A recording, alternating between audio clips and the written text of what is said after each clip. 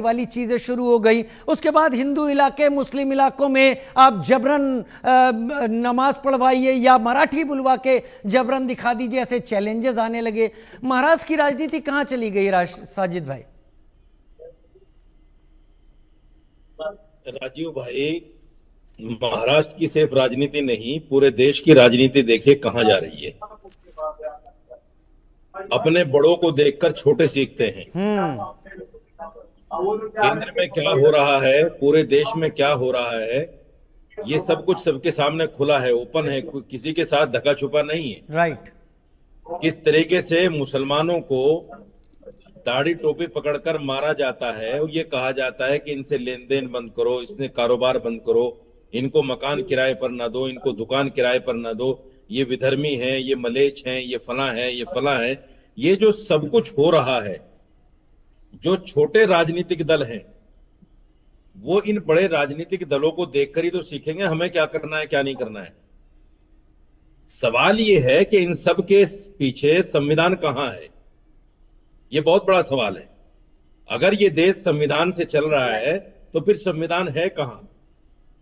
क्या वो लोग संविधान को मान रहे हैं जो एक धर्म का नाम लेकर उसके आदमी को पीट रहे हैं, मार रहे हैं, मोब लिंचिंग कर रहे हैं, जान से खत्म कर दे रहे हैं?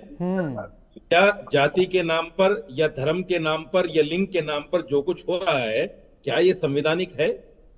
फिर तो हमारे संविधान का कोई मतलब नहीं रह गया ना मेरे भाई। फिर तो एक काम करें, संविधान को देश से खत्म कर दें और जो जिसकी मर्जी आए वो करें। लेकिन संविधान ने हर आदमी को अपनी इजाजत दी है, आजादी दी है, वो कुछ भी खा सकता है, कुछ भी पहन सकता है, कुछ भी बोल सकता है, आजादी है उसको। आप ये कैसे कह सकते हैं कि साहब आपको मराठी बोलना है अगर महाराष्ट्र में रहना है? इन लोगों को ना तो संविधान पे यकीन है, ना इन लोगों को ऊपर वाले पे यकीन है। ऊपर वाले ने सबकी किस्मत अलग अलग बना के भेजी है, सबकी किस्मत एक नहीं है।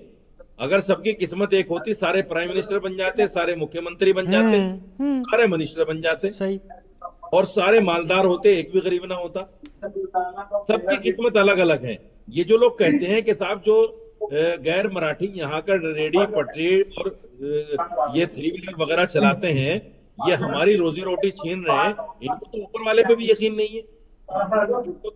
कभी पता नहीं किस्मत किसको कहते हैं।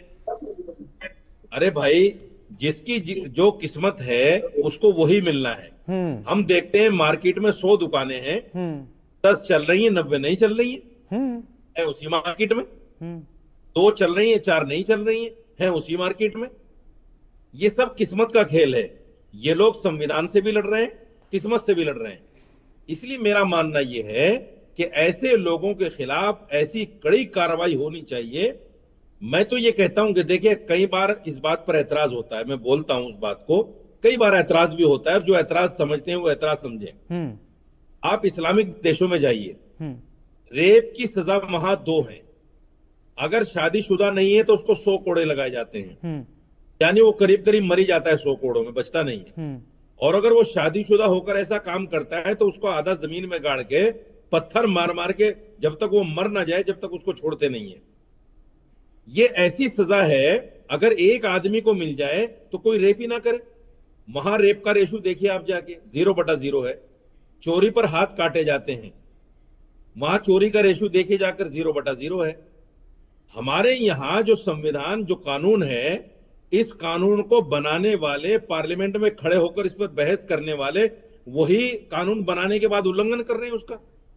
सड़कों पर खुलेआम उल्लंघन हो रहा है। आप बात सही कह रहे हैं साजिद भाई, लेकिन इतना कड़ा कानून जब आएगा, ये बात सही है कि एक नजीर बन जाएगा, लेकिन उसका विरोध अपने में से ही शुरू हो सकता है। खैर, मेरे साथ इस वक्त महेश चव्हाण भी जुड़े हुए हैं। महेश भाई, आपका रुख क्या है? क्या आपको लगता है कि अब फायदा उठाने की रेस शुरू हो गई है, मुद्दा गायब हो चुका है और वही हो रहा है इस वक्त महाराष्ट्र में?